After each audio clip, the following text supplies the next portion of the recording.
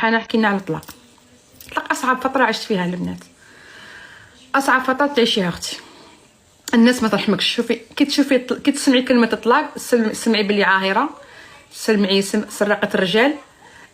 كي تسمعي كلمه راكي مطلقه سمعي بلي تخطفي الرجال، تخدمي في الحرام. تسمعي بلي راكي عاهره. الطلاق يساوي هنا عندنا بلي خامجه، يساوي بلي راكي ديري جنابه. المهم يعني الطلاق هذه الكلمه في المجتمع تاعنا ما يرحموكش الناس. ديجا خالتك تخاف منك، مرت عمك تخاف منك، صاحبتك تخاف منك، بنت خالتك تخاف منك، والديك يشكوا فيك، تولي محسوسه بزاف، تولي ثقيله عليهم، تولي بالنسبه ليهم اي مشكل يصرى يقولوا جنابه ولا جلال دخل علينا. تهضري مع جاركم راه عينك فيه، تهضري مع كاش حانوس راكي تخرجي معاه، يعني يردوا